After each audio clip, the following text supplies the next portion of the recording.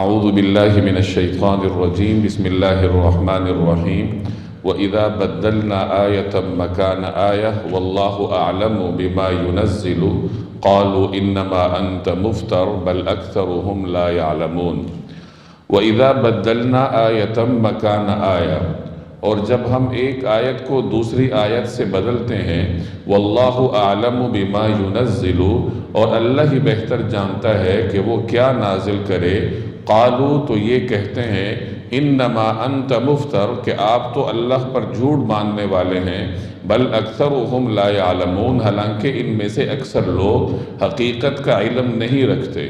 قل، آپ کہہ دیجئے، نزلہ روح القدس من ربک بالحق، کہ یہ تو روح القدس تمہارے رب کی طرف سے ٹھیک ٹھیک لے کر آئے ہیں، لیثبت الذین آمنوا، تاکہ وہ ایمان والوں کو ثابت قدم رکھے، وہدی وبشری للمسلمین، اور مسلمانوں کے لیے ہدایت اور خوشخبری کا سامان ہو۔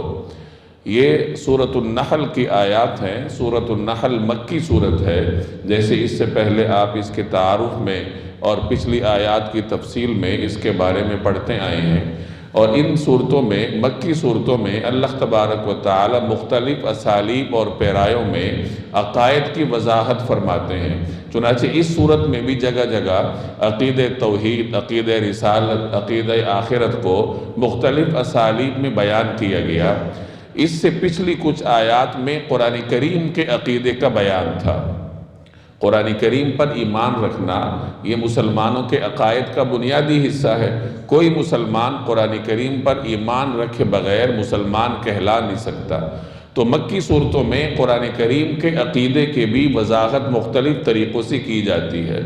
اس سے پہلے قرآن کریم کے بارے میں اللہ نے فرمایا کہ قرآن کریم ایک ایسی کتاب ہے کہ اس میں ہم نے ہر وہ چیز بیان کر دی ہے جو کہ انسانوں کے لیے ہدایت کا سامان رکھتی ہو۔ انسان کی ہدایت کے لیے جو بھی ضروری چیزیں ہیں، جو ضروری معاملات ہیں، ان معاملات کی تفصیل یا ان معاملات کے اصول اللہ تبارک و تعالی نے قرآن میں بیان کیے ہیں۔ اور اس کے بعد آگے جا کر ان آیات سے کچھ پہلے یہ بیان کیا گیا کہ قرآن کریم کے آغاز سے پہلے اعوذ باللہ پڑھ لینا چاہیے، شیطان سے تعوذ کر کے قرآن کریم کا آغاز کرنا چاہیے، تاکہ انسان جب تلاوت کرے تو شیطان اس کے تلاوت اور اس کے فہم کے راستے میں حائل نہ بن سکے۔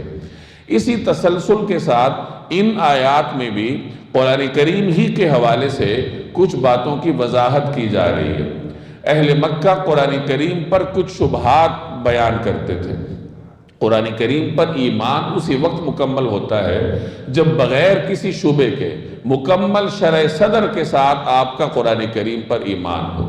اگر انسان ڈاواڈول ہو، قرآن کریم کے حوالے سے اس کے ذہن میں شبہات ہوں تو عقیدہ پورا نہیں ہوتا، عقیدہ پورا نہیں ہوگا تو ایمان پورا نہیں ہوگا، ایمان میں نقص رہے گا۔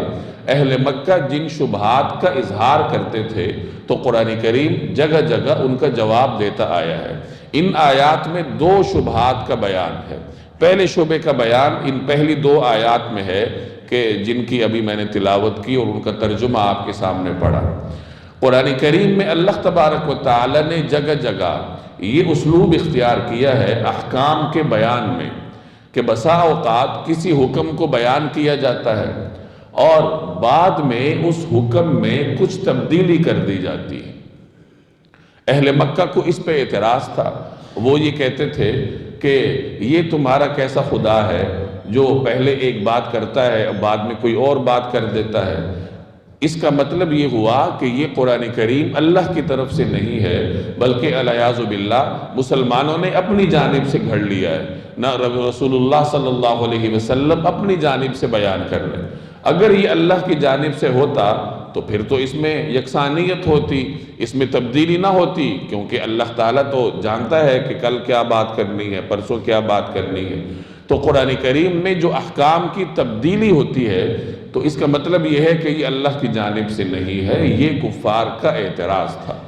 اسی اعتراض کا جواب اللہ تبارک و تعالیٰ نے یہاں دیا کہ اللہ بہتر جانتا ہے کہ اس نے کیا نازل کرنا ہے، یعنی کس موقع پر اللہ تبارک و تعالیٰ نے انسانوں کو کیا ہدایت دینی ہے، یہ تو اللہ بہتر جانتا ہے۔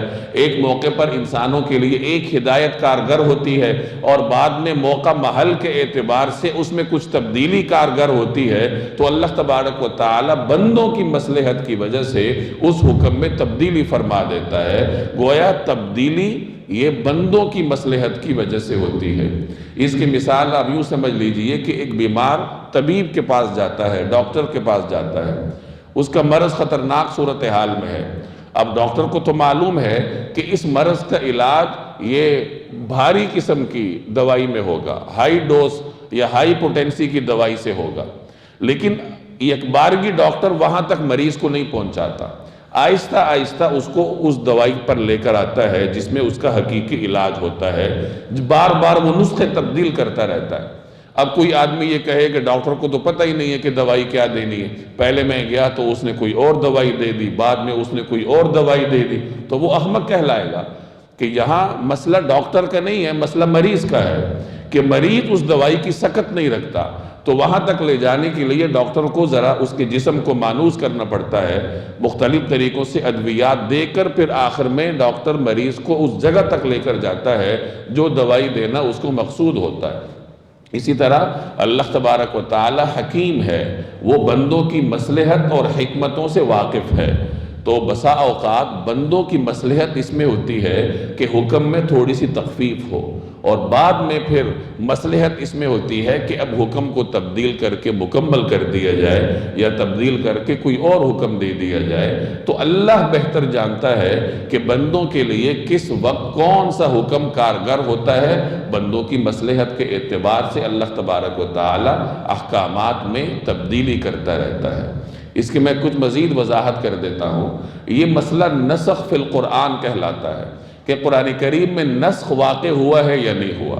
نسخ کا مطلب ہوتا ہے کسی چیز کو ختم کرنا، یعنی آیا قرآن کریم میں ایسا ہوا ہے کہ پہلے ایک حکم اللہ نے بیان کیا ہو اور بعد میں اس حکم کو تبدیل کر دیا گیا ہو، یا اس حکم کو بالکل اٹھا دیا گیا ہو، اس کی جگہ نیا حکم آ گیا ہو۔ جہاں تک تعلق ہے تبدیلی کا، تو یہ تو قرآن کریم میں جگہ جگہ موجود ہے کہ ایک مرتبہ ایک حکم بیان کیا جاتا ہے، بعد میں اس حکم میں تھوڑی وضاحت کر دی جاتی ہے، اس میں کچھ قید بڑھا دی جاتی ہے، اس میں کچھ حدود بڑھا دی جاتی ہیں، قیودات کا اضافہ کر دیا جاتا ہے، کسی وصف کا اضافہ کر دیا جاتا ہے۔ اس طریقے سے تو قرآن کریم میں جگہ جگہ احکامات موجود ہیں، آیات موجود ہیں۔ رہی یہ بات کہ کیا اس بات کا بھی امکان ہے کہ اللہ تعالیٰ ایک حکم بیان کر دے اور بعد میں بالکل ہی اس حکم کو ختم کر دیا جائے، تو اس کا بھی امکان موجود ہے کہ بندوں کی مصلحت کے لیے ایک مرتبہ ایک حکم بیان کیا جائے اور بعد میں اس حکم کو بالکل تبدیل کر کے دوسرا حکم اللہ تبارک و تعالیٰ بیان کر دے۔ تیسری بات یہ ہے کہ امکان تو ہے، یہ تو تسلیم ہے، لیکن کیا قرآن کریم میں ایسی آیات موجود ہیں جن پر اب عمل نہیں ہے؟ پہلے ان پہ عمل تھا، بعد میں اللہ تبارک و تعالیٰ نے ان آیات کو مکمل طور پر تبدیل کر دیا۔ تو اس سوال کے جواب میں فقہا، علماء، مفسرین کا اختلاف رہا ہے۔ قدیم زمانے کے مفسرین کے ہاں قرآن کریم میں 21 آیات ایسی موجود ہیں کہ جن کے حکم کو اللہ تبارک و تعالیٰ نے ختم کر دیا تھا اور ان کی جگہ دوسرے احکامات اللہ تبارک و تعالیٰ نے نازل فرمائے۔ بعد میں جیسے جیسے علوم میں ارتقاء ہوتا رہا ہے اور علماء مختلف طریقوں سے قرآن کریم پر غور کرتے رہے، تو شاہ ولی اللہ رحمہ اللہ نے پھر ان 21 آیات میں سے 16 آیات کی ایسی تشریح بیان کی اور اس کی ایسی وضاحت فرمائی جس سے یہ معلوم ہوا کہ ان آیات کے احکام کو مکمل طور پر اللہ نے ختم نہیں کیا، بلکہ ان آیات کا کوئی نہ کوئی مصرف آج بھی موجود ہے۔ البتہ 5 یا 6 آیات انہوں نے بھی ایسی بیان فرمائی کہ یہ ایسی آیات قرآن کریم میں موجود ہیں کہ ان سے ثابت ہونے والے احکامات اللہ نے مکمل طور پر ختم فرمائے اپنی مصلحت کے پیش نظر۔ بعد میں جب علوم میں مزید ارتقاء ہوا تو ماضی قریب کے جید علماء کرام، جن میں امام انور شاہ کشمیری رحمہ اللہ، اسی طریقے سے مولانا عبید اللہ سندھی رحمہ اللہ اور دیگر بڑے بڑے مفسرین نے ان باقی ماندہ 5 یا 6 آیات کی بھی ایسی تفسیر کر دی کہ یہ بات واضح ہو گئی کہ ان آیات کا بھی مصرف آج بھی موجود ہے۔ اب گویا کہ معاملہ انہوں نے صاف کر دیا کہ قرآن کریم میں ایسی کسی آیت کا وجود نہیں ہے جس پر کسی بھی طریقے سے آج عمل نہ ہوتا ہو اور اس کا حکم اللہ تبارک و تعالی نے بالکل منسوخ کر دیا ہو۔ گویا کہ تمام آیات ایسی ہیں کہ جن کے احکامات کسی نہ کسی طریقے سے آج بھی باقی ہیں۔ تو یہ میں نے ویسے آپ کی معلومات کے لیے اس مسئلے کی وضاحت عرض کر دی۔ یہاں اللہ تبارک و تعالی نے اہل مکہ کے لیے صاف انداز میں یا آسان انداز میں یہ واضح فرمایا کہ دیکھو اللہ بہتر جانتا ہے کہ اس نے کب اور کیا نازل کرنا ہے۔ اس سے ہمیں ایک بات یہ بھی معلوم ہوئی کہ اللہ کے افعال پر سوالات نہیں اٹھائے جاتے، اور اگر کوئی اللہ کے افعال پر سوال اٹھاتا ہے تو اس کا یہی جواب ہوتا ہے کہ اللہ بہتر جانتا ہے کہ وہ کون سا کام کب کرے اور کہاں کرے۔ جیسے یہاں اللہ تعالیٰ نے کوئی وضاحت نہیں کی کہ میں حکم کیوں منسوخ کرتا ہوں یا حکم کیوں تبدیل کرتا ہوں یا فلاں جگہ پہ حکم کیوں تبدیل ہوا، بلکہ دو ٹوک انداز میں کہہ دیا گیا کہ اللہ بہتر جانتا ہے، اللہ خالق ہے، بندے اس کے مخلوق ہیں، خالق بہتر جانتا ہے کہ کس وقت مخلوق کو کیا حکم دینا ہے۔ تو اس سے ہمیں یہ معلوم ہوا کہ اللہ کے افعال کے بارے میں خواہ ذہن کو تھکانے کی ضرورت نہیں ہوتی، اور نہ ہی اس قسم کے اعتراضات کے جوابات کے لیے اپنے آپ کو تھکانا ہوتا ہے، بلکہ بس سیدھا سادہ جواب ہوتا ہے کہ اللہ خالق ہے، وہ جو چاہے کرے۔ امام راضی رحمہ اللہ تعالی یہ بہت بڑے عالم گزرے ہیں۔ ان کے بارے میں آتا ہے کہ یہ ایک مرتبہ کسی شہر میں گئے، وہاں لوگ ان کے استقبال کو نکل آئے۔ ایک بڑھیا عورت نے کسی سے پوچھا کہ یہ کون آیا ہے جس کے استقبال کے لیے اتنی دنیا امڑتی چلی آ رہی ہے؟ تو کسی نے اس کو کہا کہ تم جانتے نہیں ہو، یہ تو بہت بڑے امام ہیں، امام راضی رحمہ اللہ ہے۔ یہ وہ امام ہیں جو اللہ کے وجود پر 100 یا 1000 دلیلیں رکھتے ہیں کہ اللہ تبارک و تعالیٰ کے وجود پر یہ سینکڑوں بلکہ 1000 دلائل لوگوں کو بتاتے ہیں۔ تو اس بڑھیا نے کہا کہ ان کے دل میں سینکڑوں یا 1000 شبہات ہوں گے، تو ان شبہات کے جوابات کے لیے ان کے پاس دلائل ہوں گے۔ اللہ کے ماننے کے لیے تو بس اتنا ہی کافی ہے کہ بس اللہ ہے، تو ایمان ہی کافی ہے اس کو ماننے کے لیے۔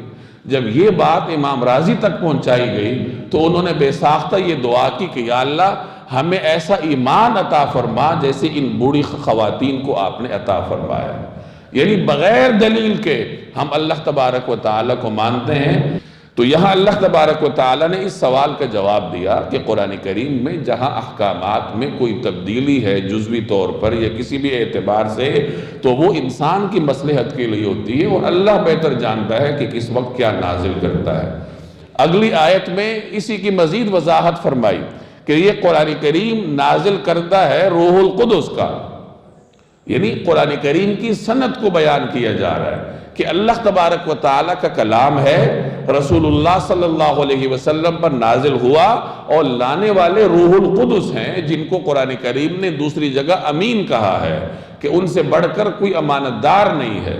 انہوں نے امانت کے ساتھ، دیانت کے ساتھ یہ قرآن کریم رسول اللہ صلی اللہ علیہ وسلم تک پہنچایا ہے، اور آپ علیہ السلام نے اس کلام کو حفاظت کے ساتھ امت تک پہنچایا ہے اور اپنے فریضے کو ادا کیا ہے۔ قرآن کریم کو کیوں نازل کیا گیا؟ اس لیے لِيُثَبِّتَ الَّذِينَ آمَنُوا، تاکہ اہل ایمان کو ثابت قدم رکھے۔ قرآن کریم کے ذریعے اہل ایمان کے قدم مزید مضبوط ہوتے ہیں۔ جب آپ قرآن کریم کو پڑھتے ہیں، اس کی تلاوت کرتے ہیں، اس کا فہم حاصل کرتے ہیں، تو انسان کو ایمان میں شرح صدر نصیب ہوتا ہے، اس کو اپنے ایمان پر اطمینان ہوتا ہے، اللہ تبارک و تعالیٰ پر اس کا توکل بڑھتا ہے، کیونکہ یہ اللہ کا کلام ہے جو انسان پڑھتا ہے۔ وَلَقَدْ نَعْلَمُ أَنَّهُمْ يَقُولُونَ إِنَّمَا يُعَلِّمُهُ بَشَرٌ، اور ہمیں معلوم ہے کہ یہ لوگ یہ کہتے ہیں کہ ان کو تو ایک انسان سکھاتا ہے۔ لسان الذی یلحدون الیہ اعجمی، جس شخص کا یہ حوالہ دے رہے ہیں اس کی زبان عجمی ہے، وَهَذَا لِسَانٌ عَرَبِيٌّ مُبِينٌ، اور یہ صاف عربی زبان میں ہے۔ یہاں دوسرے شعبے کا بیان ہے پچھلی 2 آیات میں اہل مکہ کا ایک شبہ تھا کہ قرآن کریم میں احکامات تبدیل کیوں ہوتے ہیں، اس کا جواب اللہ نے دیا کہ اللہ بہتر جانتا ہے کہ بندوں کی مصلحت کے لیے کس وقت کون سا حکم مفید ہے، اس لیے اللہ تعالیٰ احکامات میں تبدیلی لاتا ہے۔ یہاں دوسرے شبے کا بیان ہے۔ اس کی تفصیل یہ ہے کہ مکہ مکرمہ میں ایک رومی غلام تھا، رسول اللہ صلی اللہ علیہ وسلم کی مجلس میں وہ شوق سے بیٹھتا تھا۔ آپ صلی اللہ علیہ وسلم کبھی کبھار اس کے ہاں تشریف لے جاتے تھے۔ وہ چونکہ نصرانی تھا، انجیل کا عالم تھا، تو وہ حضور علیہ السلام کی گفتگو کو بہت غور سے سنتا تھا، اور کبھی کبھار انجیل کی بھی کوئی بات سنا دیتا تھا۔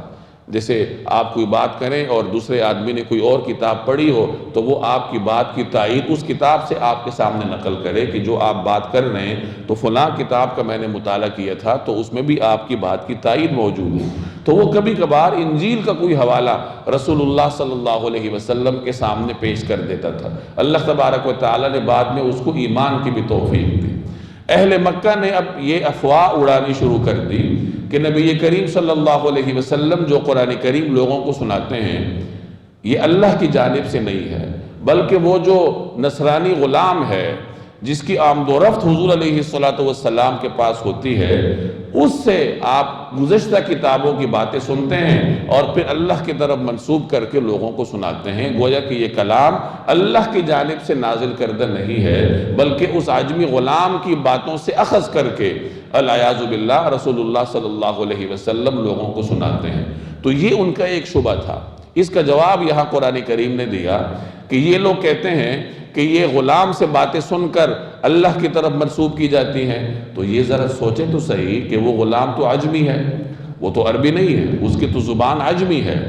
یہ کیسے ہو سکتا ہے کہ ایک ایسا شخص جو کہ عجمی ہو، فصیح عربی پر قادر نہ ہو، اور وہ ایسا کلام تخلیق کر ڈالے جو کہ بڑے بڑے عرب جس کی نظیر لانے سے قاصر ہو؟ یہ کیسے ہو سکتا ہے؟ تو اس طریقے سے اللہ نے صاف اور سیدھے انداز سے اہل مکہ کے اس شبے کا جواب دیا۔ اہل مکہ کو یہ شبہ تھا، اور بعد میں بہت سارے غیر مسلم مفکرین نے اسی شبے کو آگے بڑھایا ہے۔ چنانچہ مستشرقین کے ہاں یہ ایک بڑی بحث رہی ہے کہ رسول اللہ صلی اللہ علیہ وسلم کی معلومات کا ماخذ کیا ہے، سورس کیا ہے۔ ہم تو یہ عقیدہ رکھتے ہیں، مسلمان تو یہ سمجھتے ہیں کہ نبی کریم صلی اللہ علیہ وسلم کی معلومات کا ماخذ وحی الہی ہے، اللہ کی جانب سے آپ کو معلومات دی جاتی ہیں، آپ پر قرآن کریم نازل ہوتا ہے اور آپ اس قرآن کریم کو لوگوں کے سامنے بیان فرماتے ہیں۔ اور وہ چونکہ قرآن پر ایمان نہیں رکھتے تو وہ رسول اللہ صلی اللہ علیہ وسلم کی معلومات کا ماخذ دوسری جگہ تلاش کرتے ہیں۔ کبھی کہتے ہیں کہ فلاں عیسائی راہب سے سن کر قرآن کریم آگے تصنیف کیا گیا، اور کبھی اسی قسم کے مختلف طریقوں سے بے پرکیاں اڑائی جاتی ہیں، اور یہ ثابت کروانا مقصود ہوتا ہے کہ قرآن کریم اللہ کی جانب سے نازل کردہ کتاب نہیں ہے بلکہ یہ تورات اور انجیل کی تعلیمات کو سن کر پھر آگے ایک مرتب کردہ کتاب ہے۔ تو بہرحال آج کل بھی جو اس قسم کے اعتراضات ہوتے ہیں تو اللہ تبارک و تعالیٰ اس کا جواب پہلے ہی اس آیت میں دے چکا ہے کہ یہ جن لوگوں کی جانب قرآن کریم کو منسوب کیا جاتا ہے یہ تو رومی ہیں، عیسائی ہیں، اور یہ کیسے ہو سکتا ہے کہ ایک غیر عربی ایسا کلام تخلیق کر ڈالے جو کہ عربی میں اپنی مثال آپ ہو؟ خود عرب اس کی نظیر لانے سے قاصر تھے تو ایک عجمی کیسے اس کلام کی تخلیق کر سکتا ہے؟ تو معلوم ہوا کہ قرآن کریم انسانی کلام نہیں ہے بلکہ یہ اللہ جل جلالہ کی جانب سے نازل کردہ ہے۔ اسی شبہ کا جواب اللہ نے یہاں دیا، وَلَقَدْ نَعْلَمُ، اور ہمیں معلوم ہے، انہم یقولون، کہ یہ لوگ کہتے ہیں، یعنی یہ رسول اللہ صلی اللہ علیہ وسلم کے بارے میں کہتے ہیں، انما یعلمہ بشر، کہ ان کو تو ایک انسان سکھاتا پڑھاتا ہے، یعنی وہ عجمی غلام جو مکہ میں رہتا تھا وہ ان کو سکھاتا ہے۔ لسان الذی یلحدون الیہ اعجمی، اب یہ اس شبے کا جواب ہے کہ جس شخص کا یہ حوالہ دے رہے ہیں اس کی زبان تو عجمی ہے، وَهَذَا لِسَانٌ عَرَبِيٌّ مُبِينٌ، اور قرآن کریم کی جو یہ زبان ہے یہ تو صاف اور عربی زبان ہے۔ تو یہ کیسے ہو سکتا ہے کہ ایک عجمی اتنی صاف اور اتنی فصیح اور بلیغ عربی تخلیق کر ڈالے، تو ایسا تو ہو نہیں سکتا۔ تو معلوم ہوا کہ یہ اللہ تبارک و تعالیٰ کی جانب سے ہے۔ ان الذین لا یؤمنون بآیات اللہ، جو لوگ اللہ کی آیتوں پر ایمان نہیں رکھتے، لا یہدیہم اللہ، ان کو اللہ ہدایت پر نہیں لاتا، وَلَهُمْ عَذَابٌ علیم، اور ان کے لیے دردناک عذاب ہے۔ یعنی جو لوگ ایمان نہیں رکھتے اور ایمان لانا بھی نہیں چاہتے، اللہ تبارک و تعالیٰ انہیں ہدایت نہیں دیتا۔ انما یفتر الکذب الذین لا یؤمنون بآیات اللہ، اللہ پر جھوٹ تو وہ لوگ باندھتے ہیں جو اللہ کی آیات پر ایمان نہیں رکھتے، وَأُولَئِكَ هُمُ الْكَاذِبُونَ، اور وہی در حقیقت جھوٹے ہیں، وہی حقیقت میں جھوٹے ہیں۔ یعنی اللہ پر جھوٹ باندھنا یہ انبیاء کا کام نہیں ہے۔ انبیاء تو اللہ تبارک و تعالیٰ کے نمائندے ہوتے ہیں، اس کے پیغام کو آگے بڑھاتے ہیں۔ اللہ پر جھوٹ باندھنا اس کا کام ہوتا ہے جو اللہ پہ ایمان ہی نہیں رکھتا۔ تو یہ بھی گویا ان کے اسی اعتراض کا جواب ہے جس میں وہ علیاذ باللہ پیغمبر کی طرف جھوٹ کی نسبت کرتے تھے۔ من کفر باللہ من بعد ایمانہ، جو شخص اللہ پر ایمان لانے کے بعد اس کے ساتھ کفر کا ارتکاب کرے، الا من اکرہ وقلبہ مطمئن بالایمان، وہ نہیں جسے زبردستی مجبور کر دیا گیا ہو جبکہ اس کا دل ایمان پر مطمئن ہو، ولکن من شرح بالکفر صدرا فعلیہم غضب من اللہ، بلکہ وہ شخص جس نے اپنا سینہ کفر کے لیے کھول دیا ہو تو ایسے لوگوں پر اللہ کی طرف سے غضب نازل ہوگا، وَلَهُمْ عَذَابٌ عَظِيمٌ، اور ان کے لیے زبردست عذاب تیار ہے۔ یہاں ایک ضابطے کا بیان ہے۔ اگر ایک آدمی کو مجبور کر دیا جائے کہ تم کلمہ کفر کہو، اور وہ مجبوری اس نوعیت کی ہو کہ اگر وہ کلمہ کفر نہ کہے تو اس کی جان کو خطرہ ہو، اس کی جان تلف کر دی جائے، اس کا کوئی عضو کاٹ دیا جائے، تو جو آدمی مجبوری کی اس نوعیت پر ہو، اس درجے پر ہو، تو اس کے لیے رخصت ہے کہ اگر وہ چاہے اپنی جان بچانے کے لیے کلمہ کفر کہہ دے، بشرطے کہ وہ کلمہ کفر صرف زبان سے کہے اور اس کا دل ایمان پر مطمئن ہو۔ تو ان حالات میں اللہ تبارک و تعالی نے ایسے مضطر کو، ایسے اضطراری حالت کے شکار شخص کو یہ رخصت عطا فرمائی ہے۔ عظیمت تو یہی ہے کہ کلمہ کفر نہ کہا جائے اور اپنی جان اللہ کے راستے میں قربان کر دی جائے، اسے شہادت کا مرتبہ نصیب ہوگا۔ لیکن بہرحال اللہ نے رخصت دے رکھی ہے کہ اگر کوئی آدمی چاہے تو اپنے ایمان، اپنی جان کی حفاظت کے لیے وہ صرف زبان سے کلمہ کفر کہہ سکتا ہے۔ صحابہ کرام میں اللہ تبارک و تعالی نے دونوں طرح کی رہنمائی امت کے لیے رکھی ہے۔ بہت سارے ایسے صحابہ کرام تھے جنہوں نے عزیمت پر عمل کیا، اپنی جان قربان کر دی لیکن کلمہ کفر نہ کہا، اور ایسی مثال بھی اللہ نے صحابہ میں رکھی ہے جس میں رخصت کی رہنمائی امت کے لیے موجود ہے۔ حضرت خبیب بن زید رضی اللہ تعالی عنہ معروف صحابی ہیں، ان کو مسیلمہ کذاب کے ہاں پیش کیا گیا۔ یہ معروف صحابی کسی طریقے سے مسیلمہ کذاب کے نرغے میں آئے۔ اب اس کے سامنے جب پیش کیا گیا تو مسیلمہ نے ان کو کہا کہ کیا تم گواہی دیتے ہو کہ محمد صلی اللہ علیہ وسلم اللہ کے رسول ہیں؟ انہوں نے فوراً کہا کہ ہاں میں گواہی دیتا ہوں کہ وہ اللہ کے رسول ہیں۔ تو مسیلمہ نے کہا کیا تم یہ گواہی دیتے ہو کہ میں اللہ کا رسول ہوں؟ انہوں نے کہا مجھے آواز نہیں آ رہی، یعنی میں تمہاری یہ بات سننے کے لیے تیار نہیں ہوں، گواہی دینا تو دور کی بات ہے۔ اس نے پھر پوچھا کیا تم گواہی دیتے ہو کہ محمد اللہ کے رسول ہیں صلی اللہ علیہ وسلم؟ انہوں نے فوراً کہا کہ جی وہ اللہ کے رسول ہے، میں گواہی دیتا ہوں۔ تو جب مسیلمہ کہتا کہ کیا میں اللہ کا رسول ہوں، تو وہ کہتے مجھے آواز ہی نہیں آ رہی۔ پھر مسیلمہ نے ان کے ایک عضو کو کاٹنا شروع کیا اور ساتھ یہ پوچھنا شروع کیا کیا تم میری گواہی دیتے ہو؟ انہوں نے اپنا ایک عضو کٹوا کر اپنی جان قربان کر دی، لیکن مسیلمہ کی گواہی، اس کی نبوت کا اقرار اپنی زبان سے نہیں کیا، عزیمت پر عمل کی۔ اسی طریقے سے ایک اور صحابی ہیں حضرت عبداللہ بن حذافہ رضی اللہ تعالی عنہ۔ یہ حضرت عمر کے زمانے میں رومی افواج کے ہاتھوں گرفتار ہوئے۔ انہیں جب رومی بادشاہ کے سامنے پیش کیا گیا تو رومی بادشاہ نے ان سے کہا کہ تم کلمہ کفر کہہ دو، اپنا دین چھوڑ دو، میں تمہاری جان بخش دوں گا، اپنی بیٹی سے تیرا نکاح کروا دوں گا، تجھے یہ اعزاز اور اکرام ملے گا۔ انہوں نے کہا سوال ہی نہیں پیدا ہوتا کہ میں رسول اللہ صلی اللہ علیہ وسلم کی دین سے پھر جاؤں۔ تو اس نے ان کو ڈرانے کے لیے ایک بڑا آگ کا الاؤ دہکایا، یا کسی بہت بڑے برتن میں، یا گائے کا مجسمہ تھا اس مجسمے میں اس کو دہکایا، اور ان کے ایک ساتھی کو اس میں ڈلوا دیا۔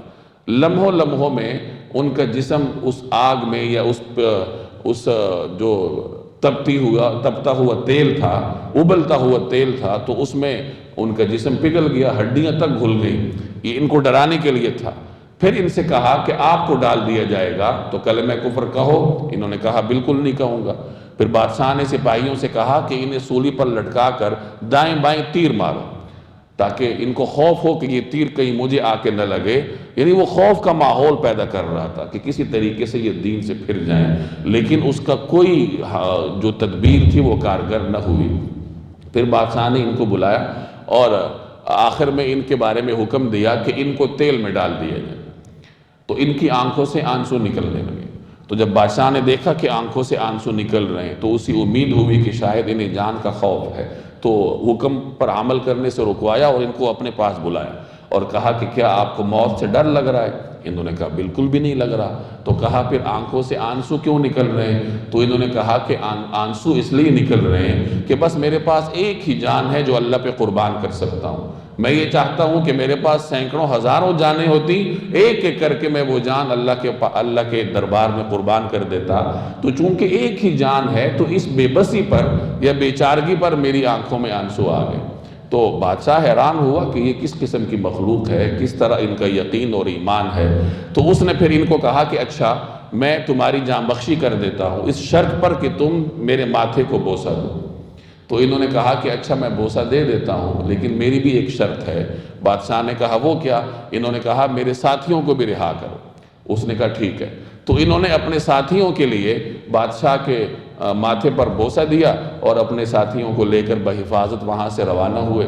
جب حضرت عمر رضی اللہ تعالی عنہ کے پاس مدینہ منورہ پہنچے اور حضرت عمر کے سامنے یہ معاملہ پیش ہوا، تو حضرت عمر نے سب سے پہلے ان کے ماتھے پر بوسہ دیا اور پھر سب صحابہ کو حکم دیا کہ سب آئیں اور ان کے ماتھے کو بوسہ دیں، کہ کس طریقے سے انہوں نے عزیمت کا بھی اظہار کیا، لیکن اللہ نے حکمت بھی سکھا رکھی تھی کہ جہاں دین کا معاملہ نہیں تھا، بادشاہ کے ماتھے پر بوسہ دینے کا معاملہ تھا، اور اس کی قیمت یہ تھی کہ اپنی بھی جان بچ رہی ہے اور ساتھیوں کی بھی جان بچ رہی ہے۔ تو انہوں نے حکمت کو مد نظر رکھا اور وہاں بادشاہ کے ماتھے کو بوسہ دے کر اپنے ساتھیوں کی جان کی حفاظت کی۔ تو صحابہ کرام کے ہاں عزیمت کی بھی مثالیں ہیں۔ حضرت عمار بن یاسر، حضرت یاسر رضی اللہ تعالی عنہ جو کہ حضرت عمار کے والد تھے، ان کو اہل مکہ تشدد کا نشانہ بنا رہے تھے کہ کلمہ کفر کہو۔ انہوں نے کلمہ کفر نہیں کہا اور تشدد کا نشانہ بنتے بنتے شہید ہو گئے، عزیمت پر عمل پیرا تھے۔ ان کی اہلیہ حضرت سمیہ رضی اللہ تعالی عنہ کو اہل مکہ نے کلمہ کفر کہنے پر مجبور کیا، انہوں نے انکار کر دیا۔ تو ان کو 2 اونٹوں سے باندھا گیا اور دونوں طرف سے اونٹوں کو چلا دیا گیا، اور ابو جہل نے ان کے جسم کے نازک حصے پر نیزہ مار کر ان کو شہید کر دیا۔ تو وہ بھی شہید ہو گئی لیکن کلمہ کفر نہ کہا۔ یہ عزیمت کی مثالیں ہیں۔ اور حضرت عمار جو کہ انہی حضرت سمیہ اور حضرت یاسر کے صاحبزادے تھے، انہی اہل مکہ نے مجبور کیا کلمہ کفر کہنے پر۔ انہوں نے رخصت کا راستہ اپنایا اور جو کلمات انہوں نے کہے تھے انہوں نے دہرا دی، اور پھر رسول اللہ صلی اللہ علیہ وسلم کے پاس حاضر ہوئے، پریشان تھے کہ یا رسول اللہ میں نے تو زبان سے اس طرح کے کلمات کہے ہیں۔ تو حضور علیہ السلام نے پوچھا کیف تجد قلبک، کہ اپنے دل کا حال بتاؤ، یعنی جس وقت یہ کلمہ کہہ رہے تھے تو تمہارے دل کی صورتحال کیا تھی؟ تو انہوں نے عرض کیا کہ یا رسول اللہ میرا دل تو ایمان پر مطمئن تھا اور مطمئن ہے۔ تو رسول اللہ صلی اللہ علیہ وسلم نے فرمایا کہ پھر تمہیں کوئی غم کرنے کی ضرورت نہیں ہے، اور ساتھ یہ بھی فرمایا کہ ان عادوا فعد، اگر وہ دوبارہ ایسا کریں، یعنی آپ کو کلمہ کفر کہنے پر مجبور کریں اور آپ کو جان کا اندیشہ ہو، تو پھر آپ دوبارہ یہی کام کر لیجئے کہ زبان سے کلمہ کفر کہہ دیجئے لیکن اپنے دل کو ایمان پر مطمئن رکھیے۔ تو یہ دونوں راستے اللہ نے اہل ایمان کے سامنے رکھے ہیں، اور صحابہ کرام کے مقدس معاشرے میں دونوں کے حوالے سے، دونوں احکامات پر عمل کرنے کے حوالے سے امت کے لیے رہنمائی موجود ہے کہ اگر کسی آدمی کو کلمہ کفر کہنے پر مجبور کیا جائے اور اگر وہ کلمہ کفر نہ کہے تو اس کو جانی نقصان دیا جائے، تو اس کے پاس دو اختیارات ہیں. اگر وہ چاہے تو عزیمت پر عمل پیرا ہو جائے، جان کی قربانی دے دے، کلمہ کفر نہ کہے، تو اللہ کے ہاں اجر کا مستحق ہوگا. اور اگر وہ چاہے تو رخصت پر عمل پیرا ہو جائے کہ زبان سے تو ان کے مطالبے کو پورا کر دے لیکن اس کا دل ایمان پر مطمئن ہونا چاہیے. تو اس حکم کو اللہ نے یہاں بیان فرمایا. ذَلِكَ بِأَنَّهُ مُسْتَحَبُّ الْحَيَاةَ الدُّنْيَا عَلَى الْآخِرَةِ، یہ اس لیے کہ ایسے لوگوں نے دنیا کی زندگی کو آخرت کے مقابلے میں زیادہ محبوب سمجھا.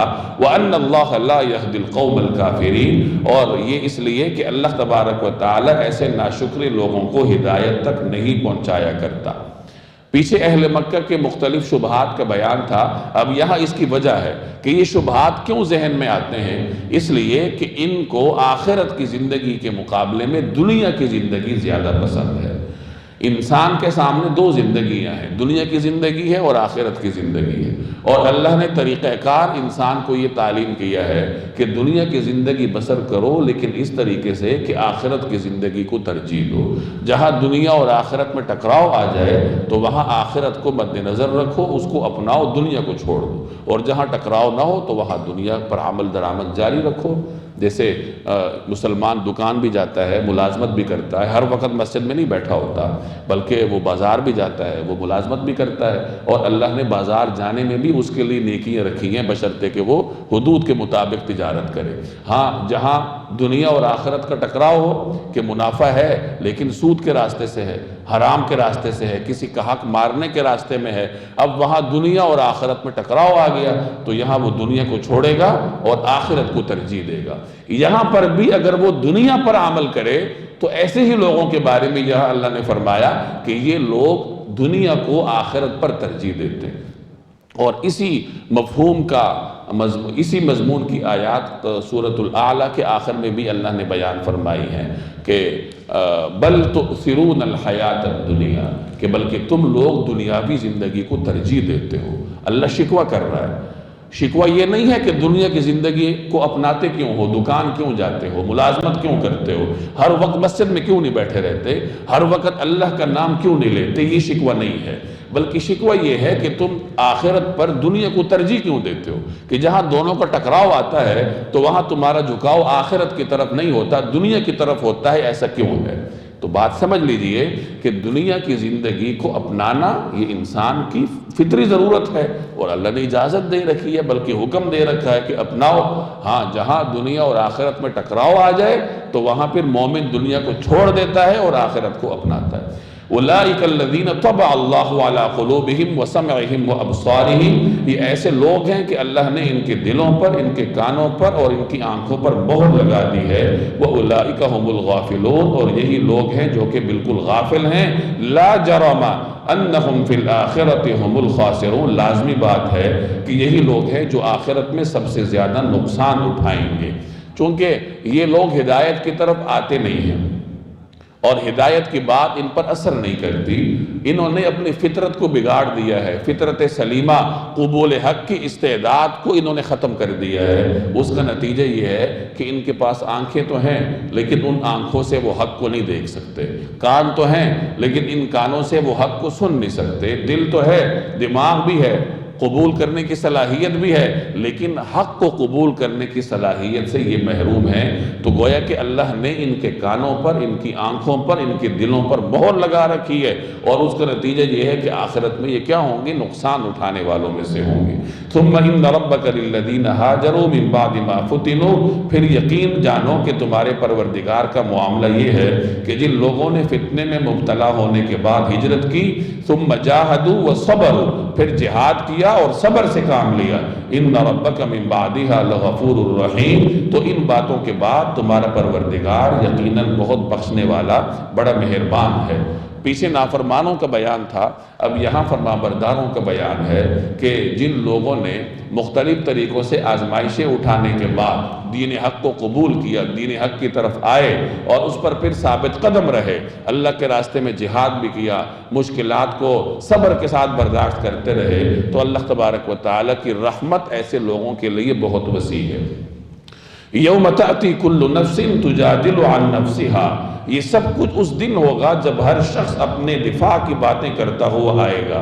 وَتُوَفَّى كُلُّ نَفْسٍ مَّا عَمِلَتْ وَهُمْ لَا يُظْلَمُونَ، اور ہر شخص کو اس کے سارے اعمال کا پورا بدلہ دیا جائے گا اور لوگوں پر کوئی ظلم نہیں ہوگا. اب یہاں عقیدہ آخرت کا بیان ہے. اس آیت میں اللہ نے آخرت کے مناظر کو بیان کیا ہے کہ آخرت کا منظر یہ ہوگا کہ ہر شخص کو اپنا دفاع خود کرنا پڑے گا. یہاں تو آپ اپنے دفاع کے لیے وکیل حائل کر لیتے ہیں، مختلف وکلاء عدالت میں آپ کا دفاع کرنے کے لیے تیار رہتے ہیں، معاوضہ لیتے ہیں. آخرت میں یہ نہیں ہوگا. آخرت میں ہر آدمی کو اپنا دفاع خود کرنا پڑے گا. کہاں کرنا پڑے گا؟ اللہ کے روبرو کرنا پڑے گا. اور رب اور بندے کے درمیان ترجمان بھی نہیں ہوگا، بلکہ براہ راست بندے سے سوالات ہوں گے اور بندے کو بھی براہ راست ان سوالات کے جوابات کو دینا پڑے گا. اور اس دن کا منظر کیا ہوگا؟ مختلف روایات میں نبی کریم صلی اللہ علیہ وسلم نے اس کی منظر کشی فرمائی ہے. ایک روایت کا مفہوم ہے کہ قیامت کے دن جب جہنم کو لایا جائے گا تو اس طریقے سے لایا جائے گا کہ اس کی 70,000 لگامیں ہوں گی، اور ان لگاموں میں سے ہر لگام کو 70,000 فرشتوں نے تھام رکھا ہوگا. اس طریقے سے اس شان کے ساتھ جب جہنم کو کھینچا جائے گا، لایا جائے گا، تو اس وقت بڑے بڑے لوگوں کی زبانوں پر ایک ہی جملہ ہوگا کہ نفسی نفسی، کسی طریقے سے بس آج میری جان بچ جائے، کسی طریقے سے آج مجھے عافیت مل جائے. اس طریقے سے ہولناک قسم کے مناظر ہوں گے، اور ان ہولناک مراحل اور مناظر میں ہر بندے نے اپنے بارے میں سوالات کے جوابات خود دینے ہوں گے. تو ان مناظر کی طرف اس آیت میں اشارہ کیا گیا کہ دیکھو اس دن دفاع کی باتیں تمہیں خود کرنی پڑیں گی. اور ہوگا کیا؟ ہر آدمی کو اس کے اعمال کا پورا بدلہ دیا جائے گا. کسی پر ظلم نہیں ہوگا. کسی نے اگر اچھائیاں کی ہیں تو پوری نیکیاں دی جائیں گی. کسی نے اگر برائیاں کی ہیں تو پورا اس کو سزا دی جائے گی. ہاں جہاں اللہ کی مشیت ہوگی وہ اپنی مشیت کے مطابق فیصلہ کرے گا. بسا اوقات اللہ کو کسی کی ایک نیکی پسند آ جاتی ہے تو اس نیکی کی وجہ سے اللہ اسے جنت میں داخل کر دیتا ہے، اور کبھی بڑے نیک آدمی کی ایک کوئی برائی اللہ جل جلالہ کی پکڑ میں آ جاتی ہے تو اللہ تعالیٰ اس کو پکڑ میں لے لیتا ہے. اس کی وجہ یہ ہے کہ بندے کا اللہ کے اوپر کوئی حق نہیں ہے. انصاف کا مطالبہ وہاں ہوتا ہے جہاں آپ کا کسی کے اوپر حق ہو. جیسے آپ عدالت میں جج سے مطالبہ کرتے ہیں کہ مجھے انصاف دیا جائے، میں یہاں کا شہری ہوں، میں ٹیکس ادا کرتا ہوں. تو اللہ پر تو بندے کا کوئی حق نہیں ہے. حقوق تو سارے کے سارے کس کے ہیں؟ اللہ تبارک و تعالیٰ کے ہیں. انسان تو اپنی ایک سانس کا بدلہ اللہ کو نہیں لوٹا سکتا، تو حق کہاں سے آ گیا؟ تو اللہ جل جلالہ مالک ہے، بندہ اس کا غلام ہے، اور ایسا عاجز غلام ہے کہ جو اپنے ایک لمحے کے لیے اپنے خالق کا محتاج ہے. اگر اللہ جل جلالہ وہ والا انصاف کرے جیسے عدالتوں میں ہوتا ہے، یعنی شواہد کی بنیاد پر فیصلے کرے، پھر تو کوئی آدمی جنت نہیں جائے گا. اور یہ حدیث کا مفہوم ہے. ایک روایت میں رسول اللہ صلی اللہ علیہ وسلم نے ارشاد فرمایا کہ تم میں سے کوئی آدمی عمل کی بنیاد پر جنت نہیں جائے گا، اللہ کی رحمت سے جنت جائے گا. صحابہ نے عرض کیا کہ یا رسول اللہ کیا آپ بھی؟ تو آپ نے فرمایا کہ ہاں میں بھی. یہ اللہ تبارک و تعالیٰ کی شان ہے اور اس کی بڑائی ہے. تو بہرحال اس قسم کے سوالات بھی ذہن میں اٹھتے ہیں نا کہ اللہ تعالیٰ ایک نیکی کی وجہ سے کیوں بخشے گا اور ایک برائی کی وجہ سے کیوں جہنم میں ڈالے گا؟ تو اس کا سیدھا جواب یہ ہے کہ وہ مالک ہے، بندے کا اس کے اوپر کوئی حق نہیں ہے. وہ اگر سارے بندوں کو جہنم میں ڈال دے تب بھی عادل ہے، سب بندوں کو اٹھا کے جنت میں ڈال دے تو تب بھی کیا ہے؟ عادل ہے. وَهُمْ لَا يُظْلَمُونَ، اور ان کے اوپر کسی قسم کا کوئی ظلم نہیں کیا جائے گا. وَضَرَبَ اللَّهُ مَثَلًا قَرْيَةً، اور اللہ تعالیٰ ایک بستی کی مثال دیتا ہے، كَانَتْ آمِنَةً مُطْمَئِنَّةً، جو بڑی پرامن اور مطمئن تھی، يَأْتِيهَا رِزْقُهَا رَغَدًا مِّن كُلِّ مَكَانٍ، اس کا رزق اس کو ہر جگہ سے بڑی فراوانی کے ساتھ پہنچ رہا تھا. فَكَفَرَتْ بِأَنْعُمِ اللَّهِ، پھر اس نے اللہ کی نعمتوں کی ناشکری شروع کر دی. فَأَذَاقَهَا اللَّهُ لِبَاسَ الْجُوعِ وَالْخَوْفِ بِمَا كَانُوا يَصْنَعُونَ، تو اللہ نے ان کے کرتوت کی وجہ سے ان کو یہ مزہ چکھایا کہ بھوک اور خوف ان کا پہننا اوڑھنا بن گیا. روزگار اور امن یہ اللہ کی نعمتوں میں سے دو بڑی نعمتیں ہیں جو وہ اپنے بندوں پر کرتا ہے، کہ کسی بندے کو یا کسی معاشرے کو امن بھی مل جائے اور اس کو روزگار بھی نصیب ہو جائے۔ یہ اللہ کے خزانوں میں سے دو عظیم نعمتیں ہیں، اور اللہ تعالیٰ یہ عظیم نعمتیں شکر گزار قوم کو دیتا ہے، ناشکری قوم کو اللہ تعالیٰ امن اور روزگار کی نعمت نہیں دیا کرتا۔ اسی اصول کو اللہ جل جلالہ اس آیت میں ایک مثال کے ذریعے بیان فرما رہے ہیں کہ ایک بستی ایسی تھی کہ جس کے لوگوں کو اللہ نے روزگار بھی کھلا دیا تھا، اس طرح دیا تھا کہ چاروں طرف سے رزق ان پر ٹوٹا ہوا پڑتا تھا، ہر طرف سے رزق ان پر برستا تھا۔ امن کی یہ صورتحال تھی کہ ان کو اپنی جان کے حوالے سے کوئی خدشات نہیں تھے، مال کے حوالے سے کوئی خطرات نہیں تھے، اولاد کے حوالے سے کسی پریشانی کا شکار نہیں تھے، امن بھی حاصل تھا، روزگار بھی حاصل تھا۔ اس قوم کو چاہیے تھا کہ اللہ کا شکر کرتے، لیکن وہ ناشکری کے راستے پر چلے تو اللہ نے ان سے امن چھین لیا، خوف ان کے اوپر مسلط کر دیا، روزگار چھین لیا، بھوک ان کے اوپر مسلط کر دی۔ تو اللہ تبارک و تعالیٰ اس طرح مثال دے رہا ہے۔ اب یہ بستی کون سی تھی؟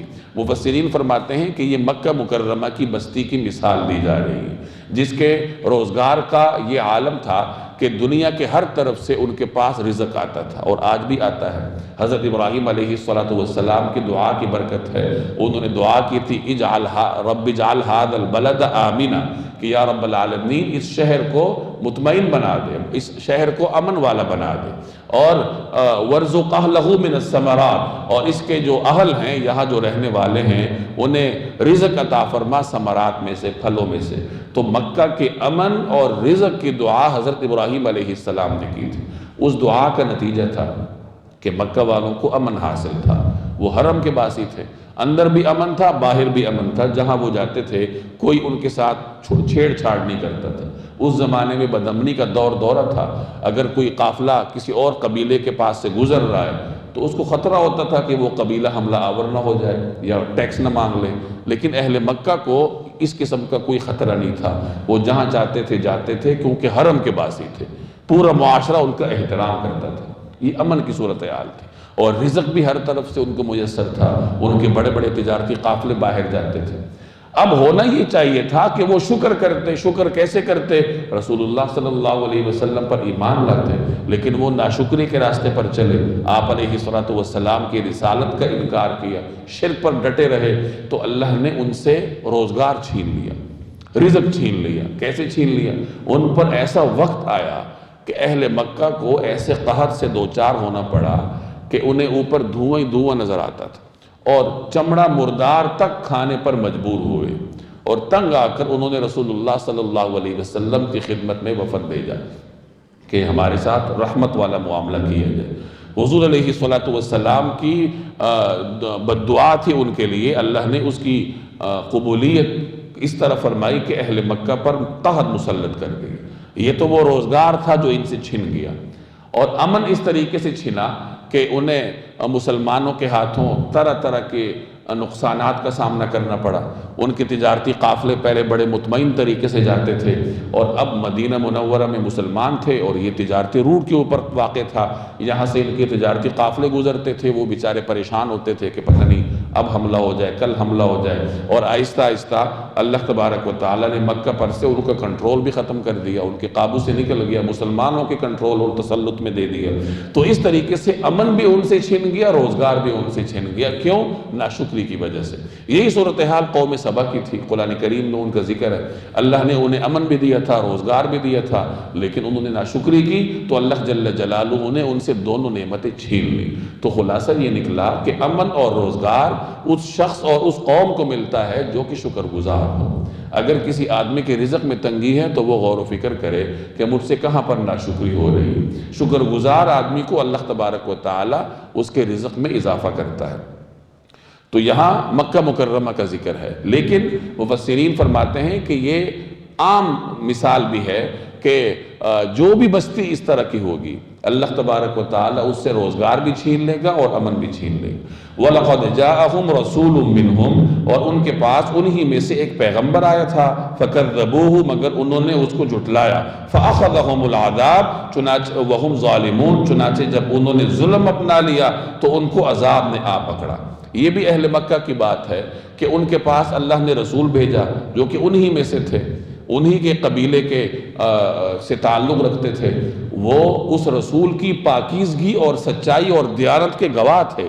اس کے باوجود جب ان کو بدبختی نے آ پکڑا تو انہوں نے ان کو جھٹلانا شروع کر دیا۔ اس کا نتیجہ کیا نکلا کہ اللہ کے عذاب نے ان کو اپنی پکڑ میں لے لیا۔ فَكُلُوا مِمَّا رَزَقَكُمُ اللَّهُ حَلَالًا طَيِّبًا، لہٰذا اللہ نے جو حلال پاکیزہ چیزیں تمہیں رزق کے طور پر دی ہیں انہیں کھاؤ۔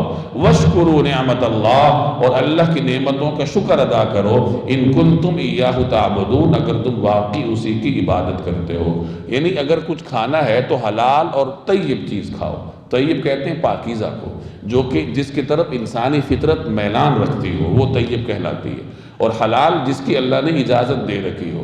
تو طیب بھی ہونی چاہیے اور حلال بھی ہونی چاہیے، تو پھر انسان کو اس غذا کے کھانے کی اجازت ہوتی ہے۔ تو اس قسم کی غذا کھانے کی اجازت ہے، اور غذا کھانے کے بعد کیا کرو؟ اللہ کا شکر ادا کرو۔ پیچھے امن اور روزگار اور شکر کی بات ہے، تو یہاں بھی اللہ نے رزق اور شکر کی بات کی ہے کہ رزق تب ملے گا جب اللہ جل جلالہ کا شکر ادا کرو گے۔ انما حرم علیکم المیتۃ والدم ولحم الخنزیر وما اہل لغیر اللہ بہ، اس نے تو تمہارے لیے بس مردار، خون، خنزیر کا گوشت اور وہ جانور حرام کیا ہے جس پر اللہ کے سوا کسی اور کا نام پکارا گیا ہو۔ فمن اضطر، البتہ جو شخص بھوک سے بالکل بے تاب ہو، غیر باغ، لذت حاصل کرنے کے لیے نہ کھائے، ولا عاد، اور حد سے آگے نہ بڑھے، فإن اللہ غفور الرحیم، تو اللہ بہت بخشنے والا بڑا مہربان ہے۔ یہاں ایک اصول کا بیان ہے کہ جو چیزیں اللہ نے حرام قرار دے رکھی ہیں، جیسے خون ہے، مردار ہے، خنزیر ہے، یا ہر وہ جانور جس کو اللہ کے سوا کسی اور کے نام پر ذبح کیا جائے، تو یہ چیزیں ان حرام کے زمرے میں آتی ہیں جس کا ذکر قرآن کریم میں اللہ نے فرمایا۔ تو یہ چیزیں حرام ہیں، عام آدمی نہیں کھا سکتا۔ لیکن اگر کوئی شخص ایسے حالات سے دوچار ہو، اس کے پاس کھانے کو کچھ نہیں ہے، اور اسے یہ خوف ہے کہ یہ مردار ہے، اگر میں نے اس میں سے نہ کھایا، یا یہ حرام ہے، اگر میں نے اس میں سے نہ کھایا تو میری جان چلی جائے گی، تو اللہ نے ایسے حالات سے دوچار شخص کو حرام کھانے کی اجازت دی ہے، لیکن ساتھ دو شرطیں عائد کی ہیں۔ ایک شرط یہ ہے کہ وہ لذت کی وجہ سے نہ کھائے، یعنی مزے کی وجہ سے نہ کھائے، مجبوراً کھائے، اور حد سے تجاوز بھی نہ کرے، یعنی پیٹ بھر کر نہ کھائے بلکہ اتنا ہی کھائے جس سے اس کے جسم اور سانس کا رشتہ برقرار رہے۔ ایک لقمہ کھا لے، دو لقمے کھا لے، اتنا کھائے کہ جس سے اس کی سانس چلتی رہے۔ تو اللہ تبارک و تعالی نے ایسے حالات سے دوچار شخص کو ان حدود اور شرائط کے ساتھ حرام کھانے کی اجازت دی۔ اسلام کوئی جامد مذہب نہیں ہے کہ ایک حکم دے دے اور پھر مسلمان کو کہے کہ ہر حال میں اس پہ عمل کرنا ہے، بلکہ مسلمان کے حالات کو دیکھتے ہوئے اللہ تبارک و تعالی احکامات میں نرمی بھی پیدا کرتا ہے اور احکامات کو سخت بھی بناتا ہے۔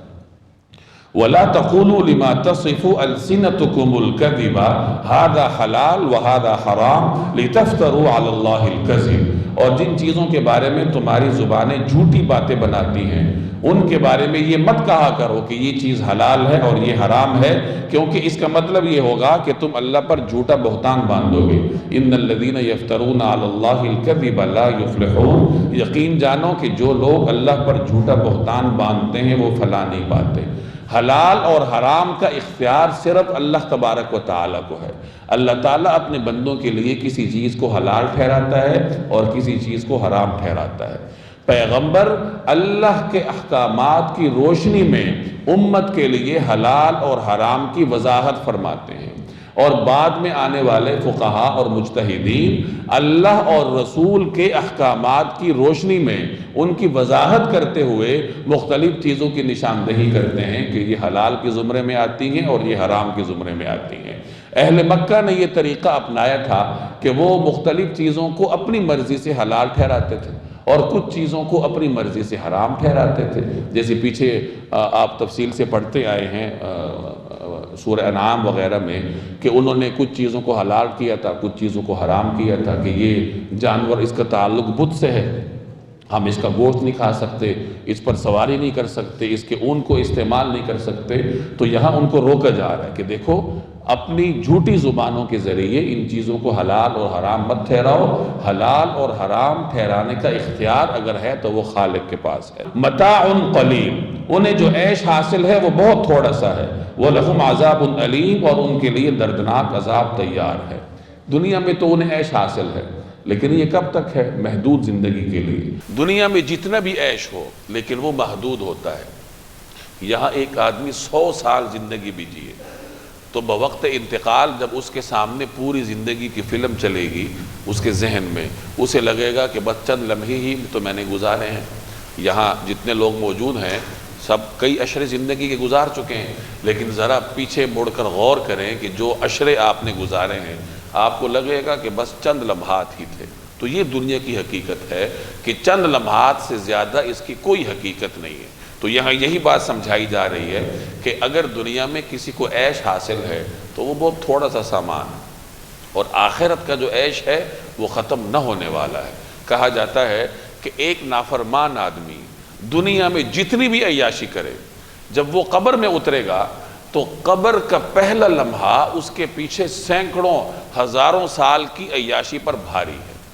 اور جو آدمی دنیا میں اللہ کی اطاعت کرے لیکن تنگی کی زندگی گزارے، اس کے پاس گھر نہیں ہے، اس کے پاس کھانے کو کچھ نہیں ہے، لیکن ہے وہ اطاعت گزار، تو ایسا اطاعت گزار جب قبر میں جائے گا تو قبر کی راحت کا جو پہلا لمحہ ہے اس کی مٹھاس پوری زندگی کی تمام تلخیوں کو بھلا دے گی۔ تو اللہ تبارک و تعالیٰ کے پاس جو اجر اور ثواب ہے وہ بہت بڑا ہے، اسی کی طرف یہاں اشارہ کیا گیا کہ یہ عیش تو بہت تھوڑا ہے اور آگے ان کے لیے دردناک عذاب تیار ہے۔ وَعَلَى الَّذِينَ هَادُوا حَرَّمْنَا مَا قَصَصْنَا عَلَيْكَ مِن قَبْلِ، اور یہودیوں کے لیے ہم نے وہ چیزیں حرام کی تھی جن کا تذکرہ ہم تم سے پہلے ہی کر چکے ہیں۔ اللہ تبارک و تعالیٰ نے عام طور پر لوگوں کے لیے جو چیزیں ممنوع قرار دی ہیں وہ تقریباً ایک جیسی ہیں۔ سود ہے، خنزیر ہے، خون ہے، یہ ہر امت کے لیے حرام رہا ہے۔ آج عیسائی اگر خنزیر کھاتے ہیں تو وہ اپنے مذہب کی خلاف ورزی کرتے ہیں، ان کے مذہب میں خنزیر کی اجازت نہیں ہے۔ یہی وجہ ہے کہ جب حضرت عیسیٰ علیہ السلام تشریف لائیں گے تو وہ خنزیر کو ہلاک کریں گے ان عیسائیوں کو تکلیف پہنچانے کے لیے کہ جس کو تم بڑے شوق سے کھاتے رہے ہو وہ میں نے تمہارے لیے اللہ کے حکم کے مطابق حرام کیا تھا، حلال نہیں کیا تھا۔ تو کچھ چیزیں ایسی ہیں جو ہر امت کے لیے حرام رہیں۔ البتہ یہودی ایسی قوم ہے کہ ان کے لیے محرمات کا دائرہ نسبتاً وسیع تھا۔ کچھ ایسی چیزیں جو کہ دیگر لوگوں کے لیے حلال تھیں یہود کے لیے حرام تھی، جیسے چربی ہے۔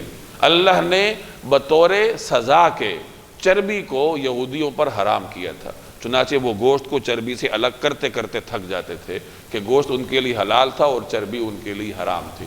تو وہ جو ان کے لیے چیزیں کچھ حرام تھی اضافی طور پر وہ بطور سزا کی تھی، اس کا ذکر ہے یہاں کہ یہودیوں کے لیے ہم نے وہ چیزیں جو حرام کی تھی ان کا تذکرہ ہم تم سے پہلے ہی کر چکے ہیں۔ وَمَا ظَلَمْنَاهُمْ، اور ہم نے ان پر کوئی ظلم نہیں کیا، وَلَكِنْ كَانُوا أَنفُسَهُمْ يَظْلِمُونَ، بلکہ وہ خود اپنی جانوں پر ظلم ڈھاتے رہے۔ یہ جو ان کو سخت احکامات دیے گئے تھے یہ ان کے اپنے کرتوت کی وجہ سے تھا، اللہ تبارک و تعالیٰ کی جانب سے ان کے ساتھ ناانصافی نہیں کی گئی۔ ثم ان ربک للذین عملوا السوء بجہالہ، پھر بھی تمہارا رب ایسا ہے کہ جن لوگوں نے نادانی میں برائی کا ارتکاب کر لیا ہے، ثم تابوا من بعد ذلک واصلحوا، اور اس کے بعد توبہ کر لی اور اپنی اصلاح کر لی، ان ربک من بعدها لغفور الرحیم، تو ان سب باتوں کے بعد بھی تمہارا پروردگار بہت بخشنے والا بڑا مہربان ہے۔ یعنی اللہ کی رحمت بڑی وسیع ہے۔ پیچھے قریش کے شبہات کا بیان تھا، یہود کا ذکر ہے، لیکن گناہگار جتنا بھی ہو جائے اگر وہ توبہ تائب ہو جائے اور توبہ کرنے کے بعد نیک عمل شروع کر دے تو اللہ فرما رہا ہے کہ وہ میری رحمت کو بڑا وسیع پائے گا۔ جیسے ایک روایت کا مفہوم ہے کہ اے میرے بندے، اگر تو زمین و آسمان کے درمیانی خلا کو گناہوں سے بھر کر میرے پاس آئے، نادم ہو کر میرے پاس آئے، تو میں تیرے گناہوں سے بڑھ کر رحمت کے ساتھ تیرا استقبال کروں گا۔ انسان کے گناہ جتنے بھی بڑھ جائیں اللہ کی رحمت سے نہیں بڑھ سکتے، اس لیے آدمی کو ہمیشہ توبہ تائب ہو کر اللہ کے دربار میں جانا چاہیے۔ ان ابراہیم کان امۃ قانتا للہ حنیفا ولم یک من المشرکین، بے شک ابراہیم ایسے پیشوا تھے جنہوں نے ہر طرف سے یکسو ہو کر اللہ کی فرمانبرداری اختیار کر لی تھی، اور وہ ان لوگوں میں سے نہیں تھے جو اللہ کے ساتھ کسی کو شریک ٹھہراتے ہوں۔ شاکرا لانعمہ، وہ اللہ کی نعمتوں کے شکر گزار تھے۔ اجتباہ، اس نے انہیں چن لیا تھا۔ وہداہ الی صراط مستقیم، اور ان کو سیدھے راستے تک پہنچا دیا تھا۔ وآتیناہ فی الدنیا حسنہ، اور ہم نے ان کو دنیا میں بھی بھلائی دی تھی۔ وَإِنَّهُ فِي الْآخِرَةِ لَمِنَ الصَّالِحِينَ، اور آخرت میں تو یقیناً ان کا شمار صالحین میں ہے۔ اہل مکہ اپنی نسبت حضرت ابراہیم علیہ السلام کی طرف کرتے تھے۔ حضرت ابراہیم علیہ السلام کے بڑے صاحبزادے حضرت اسماعیل علیہ السلام تھے، اور ان کی اولاد حجاز میں رہتی تھی۔ قریش ان کی اولاد میں سے تھے۔ جناب رسول اللہ صلی اللہ علیہ وسلم کو بھی اللہ نے ان کی اولاد میں سے مبعوث فرمایا تھا۔ قریش چونکہ اپنی نسبت حضرت ابراہیم کی طرف کرتے تھے اور اس پر فخر بھی کرتے تھے، تو یہاں انہیں حضرت ابراہیم علیہ السلام کا تعارف کروایا جا رہا ہے کہ دیکھو، اگر تم اپنی ابراہیمی نسبت پر فخر کرتے ہو تو کام بھی وہ کرو جو حضرت ابراہیم علیہ السلام جن کی دعوت دیتے تھے۔ تو فرمایا کہ ان ابراہیم کان امۃ، یہاں امت سے مراد پیشوا ہے۔ امت ویسے جماعت کو کہتے ہیں، قوم کو کہتے ہیں، لیکن یہاں امت سے مراد پیشوا ہے کہ ابراہیم پیشوا تھے۔ اللہ نے انہیں منصب امامت سے نوازا تھا۔ اللہ تبارک و تعالی نے حضرت ابراہیم علیہ السلام پر کئی آزمائشیں بھیجی۔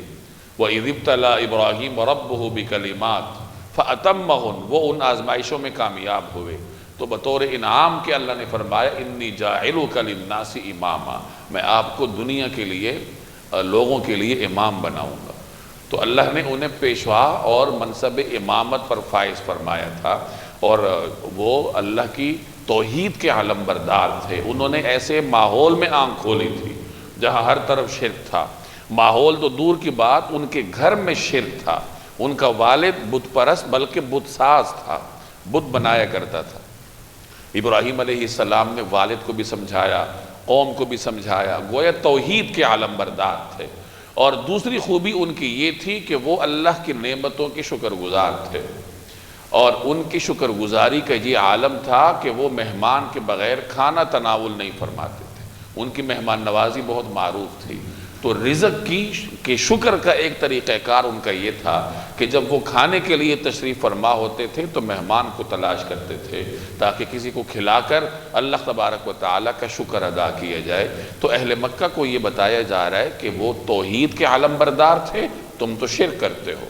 اور ابراہیم علیہ السلام کو اللہ نے اخلاق حسنہ سے نوازا تھا۔ دنیا میں بھی اللہ تبارک و تعالی نے ان کو بھلائی عطا کی تھی، انہیں ہر قسم کی نعمتیں عطا کی تھی۔ اس سے بڑی کیا نعمت ہوگی کہ ان کے بیٹے بھی جلیل القدر انبیاء، ان کے پوتے بھی جلیل القدر انبیاء، اور آگے ان کی نسلوں میں اللہ تبارک و تعالی نے انبیاء کو مبعوث فرمایا، بڑے بڑے حکمرانوں کو مبعوث فرمایا۔ حضرت داؤد علیہ السلام، حضرت سلیمان علیہ السلام، یہ پیغمبر بھی تھے اور بادشاہ بھی تھے۔ اللہ نے ان کی اولاد میں نبوت کو بھی رکھا اور بادشاہت کو بھی رکھا۔ تو فرمایا کہ ہم نے دنیا میں بھی ان کو بھلائی دی تھی اور آخرت میں تو ان کا شمار ہے ہی صالحین میں سے۔ تو اہل مکہ کو بتایا جا رہا ہے کہ تم نسبت ابراہیمی پر فخر کرتے ہو تو پھر اپنے کام بھی وہی کرو، اپنی زندگی بھی اسی طرح گزارو جس کی دعوت ساری زندگی سیدنا ابراہیم علیہ السلام دیتے رہے۔ ثم اوحینا الیک، پھر ہم نے آپ پر یہ حکم نازل کیا وحی کے ذریعے، ان اتبع ملت ابراہیم حنیفا، کہ تم ابراہیم کے دین کی پیروی کرو جس نے اپنا رخ اللہ ہی کی طرف کیا ہوا تھا، وما کان من المشرکین، اور وہ ان لوگوں میں سے نہیں تھے جو اللہ کے ساتھ شرک کرتے ہیں۔ تمام انبیاء علیہ السلام کی بنیادی تعلیمات ایک جیسی رہی ہیں۔ یوں کہہ لیجئے کہ دین ایک رہا ہے یا ملت ایک رہا ہے، انبیاء کی جو دعوت کا محور تھا وہ ایک رہا ہے۔ ہاں، ہر نبی کی امت کے زمانی حالات کے اعتبار سے اللہ تعالیٰ کو جزوی طور پر احکامات تبدیل فرماتا رہا ہے، ورنہ بنیادی عقائد اور بنیادی تعلیمات سب انبیاء کی ایک جیسی ہیں۔ تو یہاں حضرت ابراہیم علیہ السلام کا تعارف کروانے کے بعد یہ پیغام دیا جا رہا ہے کہ نبی کریم صلی اللہ علیہ وسلم تمہیں یعنی اہل مکہ کو جس دین کی دعوت دے رہے ہیں یہ وہی دین ہی تو ہے جو حضرت ابراہیم علیہ السلام لے کر آئے تھے۔ اس کی بنیادی تعلیمات وہی ہیں جو کہ حضرت ابراہیم علیہ السلام جن کے لیے مبعوث ہوئے تھے۔ تو فرمایا کہ ہم نے آپ پر وحی کے ذریعے یہ حکم نازل کیا کہ ابراہیم کے دین کی پیروی کرو۔ کون ابراہیم؟ حنیفہ، جو کہ یکسو ہو کر اللہ کی عبادت کرتے تھے۔ اوپر بھی ابراہیم علیہ السلام کے بارے میں فرمایا کہ حنیفہ، کہ وہ یکسو ہو کر اللہ کی طرف رخ کیے ہوئے تھے۔ جو آدمی یکسو ہو کر اللہ کی عبادت کرتا ہے اسے حنیف کہا جاتا ہے۔ تو ابراہیم علیہ السلام کے اندر یہ اوصاف تھے، تو اہل مکہ کو بھی یہ اوصاف اختیار کرنے چاہیے اور سبھی کو کرنے چاہیے۔ وما کان من المشرکین، اور وہ ان لوگوں میں سے نہیں تھے جو اللہ کے ساتھ شرک کرتے ہیں، یعنی اہل مکہ تو شرک کرتے ہیں، ابراہیم علیہ السلام تو توحید کے علمبردار تھے۔ انما جعل السبت علی الذین اختلفوا فیہ، سنیچر کے دن کے احکام تو ان لوگوں پر نازل کیے گئے تھے جنہوں نے اس کے بارے میں اختلاف کیا تھا۔ اللہ نے یہود کے لیے جو اضافی احکامات نازل کیے تھے ان میں سے ایک حکم یہ بھی تھا کہ ہفتے کے دن انہیں کوئی مذہبی کوئی دنیاوی کام کرنے کی اجازت نہیں تھی۔ ہفتے کا دن ان کے لیے مقدس تھا اور اس دن ان کے لیے دنیاوی کام ممنوع تھے، لیکن یہودی طریقے سے اس کا خلاف ورزی کرتے تھے، گویا کہ اس حکم میں اختلاف کرتے تھے۔ داؤد علیہ السلام کے زمانے میں کچھ یہودیوں نے یہ حیلہ اختیار کیا کہ سمندر سے کچھ نالیاں انہوں نے کھودی ہوئی تھیں، وہاں سے مچھلیاں بہہ کر آ جاتی تھیں تو وہ ان کو اٹھا لیتے تھے ہفتے والے دن، اور یہ سمجھتے تھے کہ ہم نے تو شکار نہیں کیا، ہمیں تو شکار سے منع کیا گیا ہے، یہ تو ویسے ہی خود سے آ گئی ہیں اور ہم نے تو اٹھائی ہیں۔ تو اللہ نے بطور سزا کے ان کے چہرے مسخ کر دیے، ان کو بندروں میں تبدیل کر دی۔ تو یہاں اسی کا ذکر ہے کہ ہفتے کا دن اور اس کے احکام اللہ نے ان پر لاگو کیے، لیکن انہوں نے ان احکام میں اختلاف کیا۔ مسلمانوں پر اللہ کی رحمت کا عالم یہ ہے کہ جو مسلمانوں کا مقدس دن ہے جمعہ کا دن، اس دن اللہ نے کاروبار کو ممنوع نہیں کیا، بہت تھوڑے سے وقت کے لیے کاروبار کو ممنوع کیا ہے۔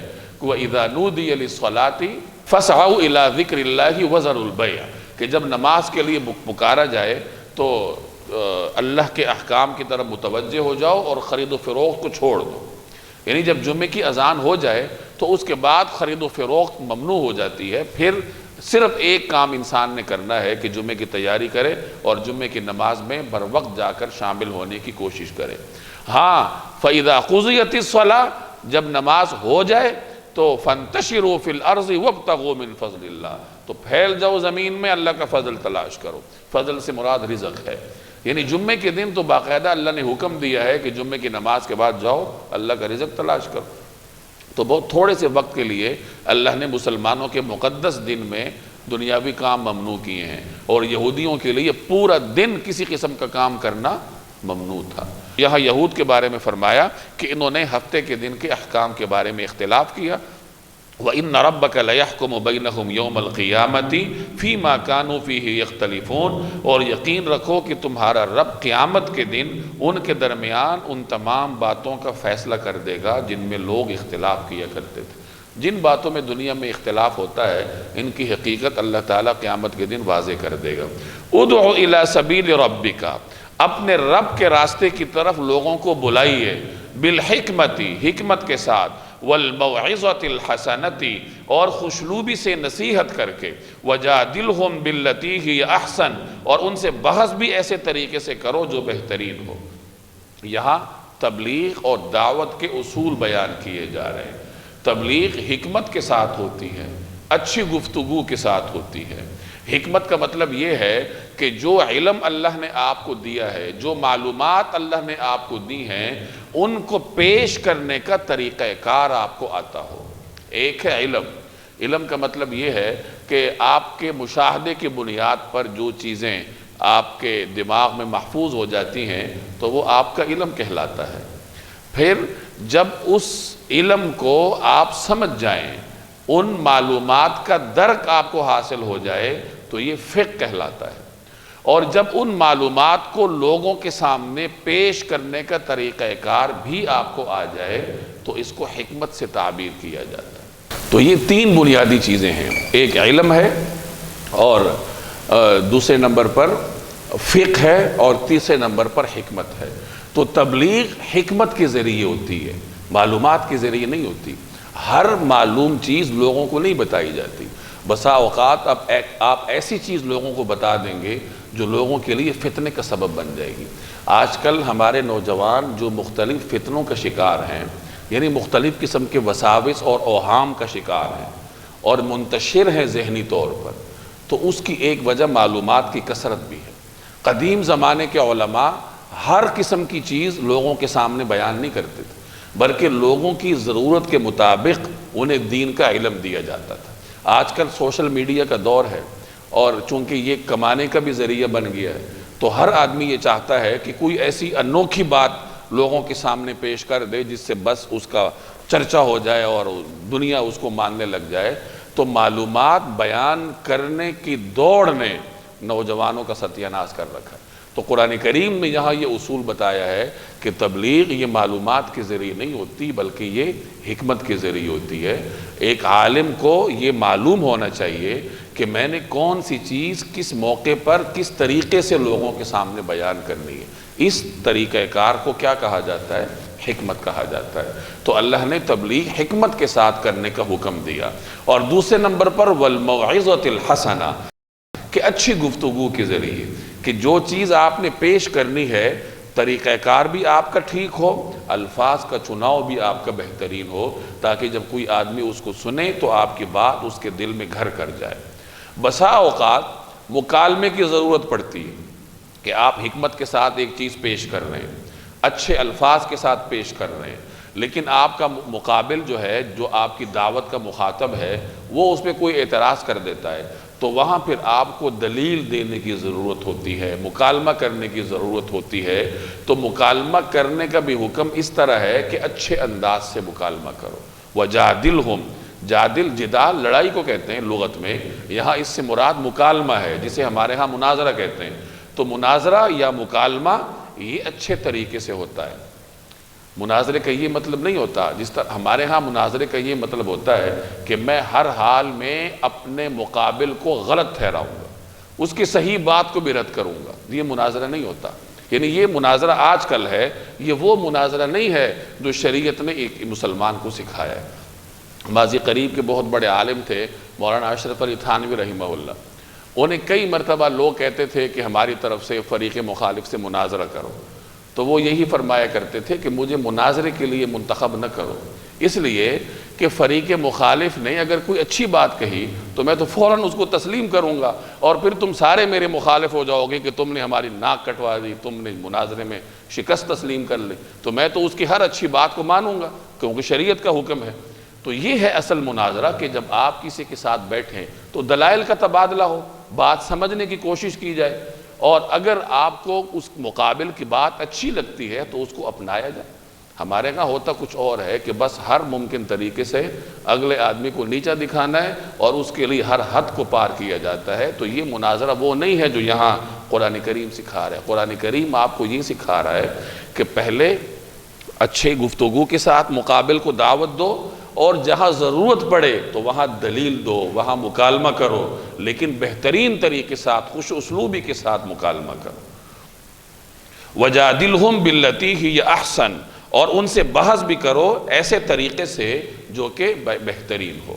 اب امت میں ان احکامات پر عمل کرنے کے لیے اللہ تبارک و تعالی نے مختلف طبقات پیدا کیے ہیں۔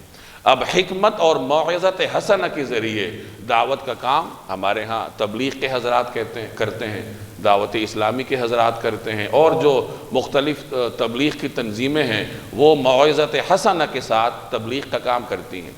اور جہاں جادلہم باللتی ہی احسن کی ضرورت پڑے تو وہاں پھر مدارس ہیں، وہاں علماء ہیں، فقہاء موجود ہیں، وہ پھر اچھے انداز سے گفتگو کرتے ہیں۔ اچھے برے لوگ ہر جگہ ہوتے ہیں، ایسے بھی لوگوں کی، مولویوں کی کمی نہیں ہے جو ہر ممکن طریقے سے دوسرے کو نیچا دکھاتے ہیں، لیکن ایسے بھی لوگ آپ کو ملیں گے جو کہ اچھے انداز سے اپنی بات پہنچانے کی کوشش کرتے ہیں۔ ان ربک هو اعلم، یقیناً تمہارا پروردگار ان لوگوں کو بھی خوب جانتا ہے، بمن ضل عن سبیلی، جو اس کے راستے سے بھٹک گئے ہیں، وهو اعلم بالمہتدین، اور ان سے بھی خوب واقف ہے جو راہ راست پر قائم ہے۔ اللہ سب کو جانتا ہے کہ کون ہدایت پر ہے، کون ہدایت سے بھٹکا ہوا ہے۔ گویا کہ ایک انسان کو اس بات کا ٹھیکہ نہیں دیا گیا کہ تم ہر حالت میں مقابل کو منواؤ، بلکہ حکمت کے ساتھ، موعظت حسنہ کے ساتھ اور بوقت ضرورت جدال احسن کے ساتھ اپنی بات پیش کرو، اور اس کے بعد معاملہ اللہ کے سپرد کر دو۔ اللہ چاہے گا تو اسے راہ راست پر لے آئے گا، اور اللہ کی مشیت کچھ اور ہوگی تو پھر اگلے آدمی کی قسمت اور اللہ کی مشیت۔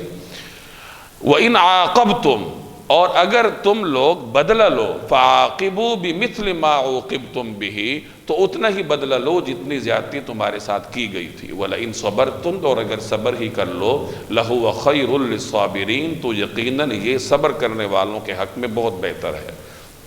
یہ جو آخری 3 آیات ہیں، بعض مفسرین فرماتے ہیں کہ یہ تینوں آیات مدنی ہیں، یہ پوری صورت مکی ہے، اور یہاں سے وَإِنْ عَاقَبْتُمْ سے لے کے اس صورت کے آخر تک کی جو 3 آیات ہیں یہ مدینہ طیبہ میں نازل ہوئی تھی، جب غزوہ احد میں مسلمانوں کے ساتھ، مسلمانوں کی شہداء کی نعشوں کے ساتھ، ان کے اجساد مبارکہ کے ساتھ مشرکین نے بڑی ظالمانہ طریقہ اختیار کیا، ان کے شہداء کا مسلح کیا گیا، تو اس موقع پر مسلمانوں کے دلوں میں انتقامی جذبات ابھرے، تو اللہ تبارک و تعالی نے ان آیات کے ذریعے مسلمانوں کی اصلاح فرمائی کہ دیکھو اگر بدلہ لینا بھی ہے تو اتنا ہی لو کہ جتنا تمہارے ساتھ ظلم کیا گیا ہے۔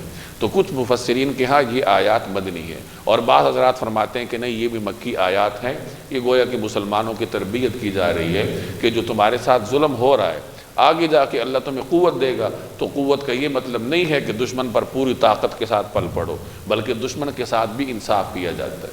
چنانچہ یہ ایک اصول ہے، آج اگر کسی پر ظلم ہوتا ہے تو وہ بدلہ اتنا ہی لے سکتا ہے جتنا اس پہ ظلم ہوا ہے، اگر بدلہ وہ اس سے زیادہ لے گا تو وہ خود ظالم بن جائے گا، وہ مظلوم کی فہرست سے نکل کر ظالم کی فہرست میں آ جائے گا۔ تو مسلمان کو بدلہ لینے کی اجازت ہے جتنا اس پہ ظلم ہوا ہے، لیکن ساتھ یہ بھی بتایا کہ اگر صبر کر لو، معاف کر دو، تو یہ پھر تمہارے لیے بہتر ہے۔ یعنی اعلیٰ اخلاق کا تقاضا یہی ہے کہ مقابل کا جو ظلم ہے اس کو اللہ کے سپرد کر دو اور معاف کر دو۔ وَاصْبِرْ وَمَا صَبْرُكَ إِلَّا بِاللَّهِ، اور آپ صبر سے کام لیجئے اور آپ کا صبر اللہ ہی کی توفیق سے ہے۔ اب یہ رسول اللہ صلی اللہ علیہ وسلم کو مخاطب کر کے امت کو صبر کی تلقین ہے کہ امت کو اعلیٰ ظرفی کا مظاہرہ کرنا چاہیے اور دشمن کے مقابلے میں صبر سے کام لینا چاہیے، صبر اور عفو سے کام لینا چاہیے، اور ساتھ ایک اصول بھی بتا دیا کہ تم جو صبر کرو گے یہ اللہ کی توفیق سے ہے۔ گویا کہ آپ کے نیک اعمال آپ کی ذاتی نہیں ہیں بلکہ اللہ تبارک و تعالی کی توفیق سے ہیں۔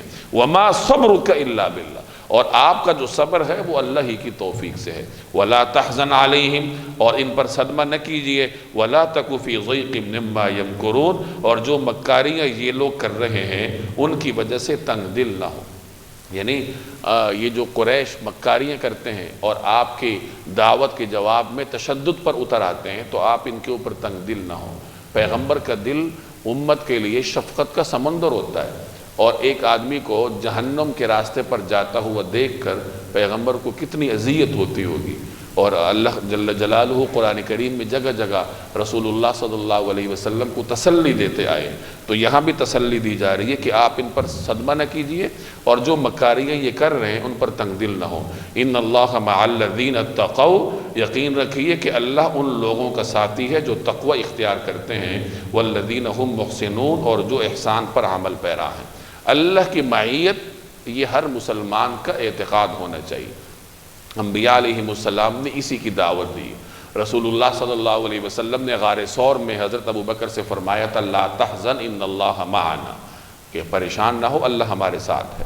موسیٰ علیہ السلام جب اپنی قوم کو مصر سے لے کے جا رہے تھے اور پیچھے فرعون کا لشکر تعاقب کر رہا تھا اور سامنے سمندر آ گیا، اب سامنے سمندر اور پیچھے دشمن کا لشکر دیکھ کر بنی اسرائیل پریشان ہو گئے، تو حضرت موسیٰ علیہ السلام نے اپنی قوم کو تسلی دی کہ ان ربی معی سیہدین، کہ میرا رب میرے ساتھ ہے، وہ مجھے راستہ دکھائے گا، یعنی وہ ہمیں اس مشکل سے نکالے گا۔ تو اللہ کی معیت کا احساس انبیاء علیہ السلام نے اپنی امت کو سکھایا ہے، اور اللہ کس کے ساتھ ہوتا ہے؟ جو کہ پرہیزگاری اختیار کرتے ہیں اور جو احسان پر عمل پیرا ہے۔ یعنی جو کہ اپنے معاملات میں مقدار کے اعتبار سے بھی اور معیار کے اعتبار سے بھی بھلائی پر عمل پیرا ہوتے ہیں۔ عبادات کرتے ہیں تو مقدار میں بھی زیادتی کی کوشش کرتے ہیں، اضافے کی، اور معیار کو بھی بہتر بنانے کی کوشش کرتے ہیں۔